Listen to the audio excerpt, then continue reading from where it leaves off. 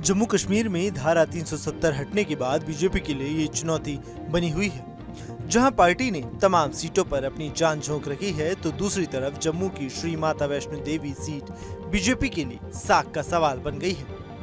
इस सीट पर दूसरे फेज में 25 सितंबर को वोटिंग हो चुकी है। हैरान करने वाली बात तो इसमें यह है कि पहली बार बनी इस विधानसभा सीट में 80% तक वोटिंग हुई।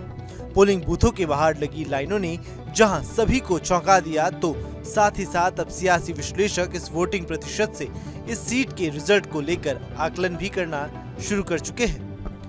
आपको बता दें कि इससे पहले माता वैष्णो देवी मंदिर परिसर वाला कटरा क्षेत्र रियासी विधानसभा में आता था, लेकिन जम्मू कश्मीर के केंद्र शासित प्रदेश बनने के बाद सीटों में भी बड़ा बदलाव किया गया है, जिसके तहत रियासी जिले से 3 विधानसभा सीटों को बनाया गया। गुलाबगढ़, रियासी और माता वैष्णो देवी, ये तीनों ही सीटें जम्मू लोकसभा सीट के अंतर्गत आती हैं। माता वैष्णो देवी के नाम से विधानसभा सीट का नाम भी कई संदेश देता है। यही वजह है कि बीजेपी जम्मू संभाग के तहत नई बनी इस सीट पर पूरे विश्वास के साथ चुनाव लड़ रही है। लेकिन मतदान के बढ़ा हुआ प्रतिशत जानकारों के जहन में कई तरह के सवाल खड़े कर रहा है। असल में बीजेपी के लिए हिंदू धर्म स्थल वाली सीटों पर जीतना इतनी बड़ी बात नहीं, जितना उन सीटों पर हारना है। बीजेपी को अयोध्या में तब चुनावी मात खानी पड़ी जब रामलला की प्राण प्रतिष्ठा हो गई थी। अयोध्या में भगवान श्री राम का भव्य मंदिर बनकर तैयार हो गया था। ऐसे में मिली चुनावी शिकस्त से बीजेपी को शर्मिंदगी भी झेलनी पड़ी। यही वजह है कि बीजेपी अब श्री माता वैष्णो देवी सीट पर किसी भी तरह की चुनौती नहीं देखना चाहती। बीजेपी नहीं चाहती कि वो किसी भी सूरत में ये सीट गवा दे। ऐसे में ग्राउंड पर क्या कुछ समीकरण दिख रहे हैं, हमारे सहयोगी ग्राउंड से बताएंगे।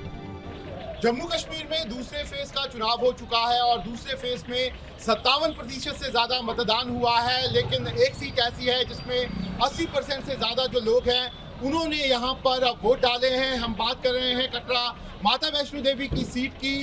दरअसल ये सीट जो है वो इस बार बीजेपी के लिए कहीं ना कहीं साख का सवाल है, क्योंकि बीजेपी जो है वो लोकसभा चुनावों में फैजाबाद की सीट जो है वो हारी थी, और साथ ही साथ जो यहाँ पर चुनाव बद्रीनाथ में हुए थे उसमें भी बीजेपी को हार देखनी पड़ी थी। ऐसे में माना जा रहा है कि जो कटरा माता वैष्णो देवी की सीट है वहाँ पर भी इस बार काफ़ी कड़ा मुकाबला है। बीजेपी ने यहाँ से बलदेव राज शर्मा जो है उनको चुनाव मैदान में उतारा है, लेकिन बलदेव राज शर्मा से पहले बीजेपी ने वहाँ पर रोहित दुबे जो है उनको टिकट दी थी, लेकिन बाद में ये टिकट जो है वो यहाँ पर बदल दी गई। ऐसे में माना जा रहा है कि बीजेपी के बड़ी तादाद में वहाँ पर जो कार्यकर्ता हैं वो वहाँ पर उनसे नाराज है, और बीजेपी के लिए यहाँ पर इस सीट को जीतना काफ़ी मुश्किल है। ज़रूर बीजेपी ने वहाँ पर रूठे हुए जो नेता हैं उनको मनाने की कोशिश की है, लेकिन यहाँ पर बलदेव राज शर्मा के सामने यहाँ पर पूर्व मंत्री कांग्रेस के और अभी निर्दलीय खड़ी जुगल किशोर शर्मा है। साथ ही साथ इंडिया अलायंस ने वहां पर भूपेंद्र सिंह को चुनाव मैदान में उतारा है, और बारीदार समाज से भी वहां पर चुनाव मैदान में यहाँ पर एक प्रत्याशी खड़े हैं।